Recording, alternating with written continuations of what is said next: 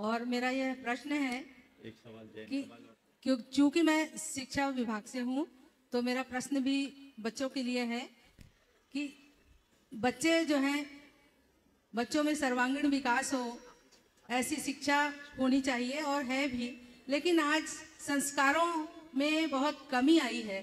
तो हम कैसे उन बच्चों में संस्कारों को पुनः जागृत करें और उन्हें विभिन्न तरह के दोष से मुक्त रखें? यह मेरा आपसे प्रश्न है महाराज जी, कृपया सुझाव बताएंगे। बहुत अच्छा सवाल आपने किया है। आपने कहा सर्वांगीण शिक्षा दी जा रही है। मुझे लगता है वर्तमान में शिक्षा दी जा रही है, अच्छी शिक्षा दी जा रही है, पर सर्वांगीण नहीं, क्योंकि वर्तमान की जो शिक्षा है मूलतः बौद्धिक विकास पर केंद्रित। मेरा मानना है केवल बौद्धिक विकास मनुष्य का विकास नहीं है, उसके बौद्धिक विकास के साथ साथ नैतिक, चारित्रिक, भावनात्मक और आध्यात्मिक विकास भी जरूरी है। और नैतिक, चारित्रिक, भावनात्मक और आध्यात्मिक विकास तभी होगा जब हम उन्हें वैसी शिक्षा दें। तो संस्कारों के समारोपण के लिए हमें चाहिए कि हम उनके नैतिक, चारित्रिक, भावनात्मक और आध्यात्मिक विकास पर भी बल दें। यदि हम उन पर बल देंगे तो निश्चित रूप से वो हम सबके जीवन को बेहतर बनाए। महाराज जी, मेरी जिज्ञासा है कि इन दिनों में प्रतिमाओं की एनर्जी मापी जाती है कि इस प्रतिमा में कितनी एनर्जी है, और अभी भी जैसे हफ्ते भर पहले सुना कि ज्ञानोदय में भी मुनिष्ठनाथ भगवान की नापी तो बोले वो मशीन ही टूट गई, इतनी अधिक एनर्जी थी। तो ये महाराज जी, ये चीज़ क्या एनर्जी से हम क्या समझें? और जैसे सिद्ध क्षेत्र, अतिशय क्षेत्रों में जो प्रतिमाएं होती है तो उनका तो विशेष है कि वहाँ हम लोग ज़्यादा बैठते हैं, वहाँ ज़्यादा पूजा पाठ करने में विश्वास रखते हैं सभी।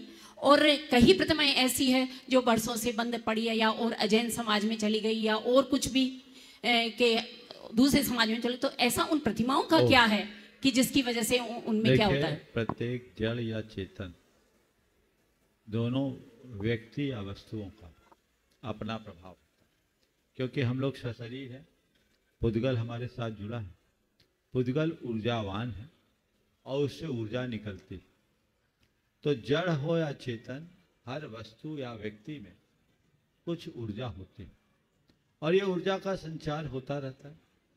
व्यक्ति का व्यक्तित्व अगर प्रभावी होता है तो उससे ऊर्जा मिलती है, उससे निकलने वाली तरंगे एक दूसरे को प्रभावित करती है। जिसे हम दूसरे शब्दों में कहें तो वो उसका अपना आभा मंडल होता है। अकाल्ट साइंस में इस पर काफी काम हुआ है। और इसी तरह जड़ वस्तुओं का भी अपना आभा मंडल। प्रतिमा आदि की जहां तक बात की गई, अगर किसी प्रतिमा को विशेष साधना और भावना से निर्मित किया गया और उसकी प्रतिष्ठा में शामिल होने वाले मुनिराज ने विशिष्ट साधना और भावना से मंत्रारोपण किया है, तो उसके प्रभाव से उस प्रतिमा की ऊर्जा का स्तर बढ़ जाता है और वहां हमें ऊर्जा अधिक दिखती है। तीर्थ क्षेत्रों में भी ऐसे महान आत्माओं का निर्वाण हुआ, वहां भी लोगों को ऊर्जा की अनुभूति होती है। और हम लोग भी वहां जाते हैं तो मंत्र जाप पाठ पूजा आदि करके सकारात्मकता को विकसित करते एनर्जी होती है। यही सभा में आज सुबह मुझे एक भाई बता रहा था, महाराज जी हमने यहाँ पर 6 तारीख को एनर्जी चेक की थी तो माइनस था, 7 तारीख को 10,000, आज सुबह 50,000 हो गया, और महाराज जी मुझे उम्मीद है कि परसों तक 3 लाख पहुंच जाएगा। मल्टीप्लाई डबल हो गया। मुझे नहीं मालूम कि इस डिवाइस से उन्हें चेक किया। यदि वो भाई यहाँ हो, हमारी बात सुन रहा हो तो मंच पे आ जाए। तो ये कुछ नहीं है, मंत्रोच्चार आदि से जो ऊर्जा उत्पन्न होती वो। लेकिन मेरा इस विषय में एक सुझाव, प्रतिमा की एनर्जी से प्रभावित होकर तुम भगवान की पूजा मत करो, भगवान के गुणों से प्रभावित होकर के पूजा करो।